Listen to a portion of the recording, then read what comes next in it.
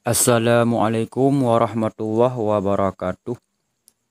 Berjumpa lagi dengan saya di channel Khaidira Nursa. Bak kalinya long akan bahas masalah sifat 20 ge bagi put lagi yang mutulis dalam kitab bahasa Acehnya. Bismillahirrahmanirrahim. Kenal zat Allah Ta'ala dengan sifat 20. Taturi zat Allah Ta'ala melalui dengan sifat 20. Dengan firman Allah, bagi dan takluk. Sifat 20. Lagi dalam kurungnya juga tulis sifat 20. Jadi bagi put boh faktor. Sifat nafsiyah yang pun. Yang kedua sifat talbiyah. Yang kelih sifat ma'ani. Yang keempat sifat ma'nawiyah. Jadi sifat 20 nya bagi put. Pertama sifat nafsiyah. Yang kedua sifat talbiyah. Yang kelih sifat ma'ani. Yang keempat sifat ma'nawiyah. Jadi sifat nafsiyah taboh sagai. Dah taboh wujud. Jadi sifat nafsiyahnya wujud. Kiban yang ke sifat nafsiyah, hal yang wajib bagi zat Allah Ta'ala. Hal yang wajib bagi zat Allah Ta'ala. Nyan tu wateta pegah tu nyan jet ke bangsa hal.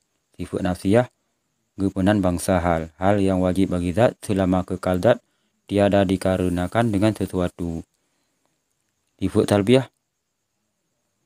Yang kedua sifat talbiyah. Sifat talbiyah 5. Yang pertama qadim. Qadimnya angka kidam. Limboi 2 baka. Limboi ilhe mukhalafatuhu lil hawadis. Limboi puak qiyamuhu binafsih. Limboi 5 wahdaniyah. Tiban ke sifat talbiyah. Nyan ha uyuk ju. Dalam kurungnya. Tulak lawan. Yakni menafikan barang yang hana layak. Barang yang hana patut bagi zat Tuhan. Sesuatu yang hana patut bagi Allah Ta'ala ditulak oleh sifat salbiyah. Sifat salbiyah 5 boh. Qadim ataupun kidam. Baka mukhalafatuhu lil hawadis. Qiyamuhu binafsih wahdaniyah. Olehnya sifat ma'ani yang kelih. Sifat ma'ani 7 boh sagai. Kudrah, iradah, ilmu, hayyah, sama basar kalam. Jadi sifat ma'ani nak 7 boh. Kudrah, iradah, ilmu, hayyah, sama basar kalam. Kiban yang kekun sifat ma'ani yang dong ubah zat.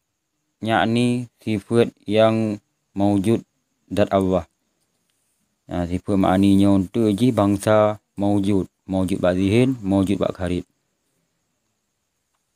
Yang ke selanjutnya sifat ma'nawiyah iji 7 boh.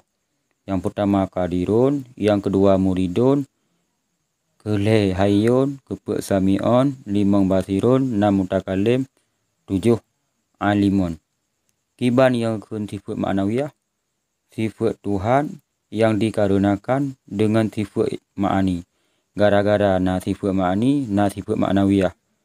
Munya sifat ma'ani hana, ma'nawiyahnya hana padang. Bahkan karena sifat ma'nawiyah menghajat kepada sifat ma'ani.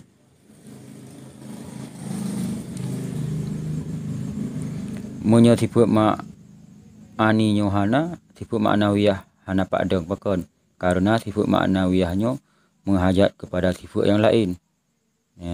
Karenanya bangsa iktibar. Karena iji menghajat kepada tempat yang lain, yakni sifat ma'ani. Munya sifat ma'aninya hana, ma'nawiyahnya hana padang. Menyakun kitab bahasa Arab lazim malzum.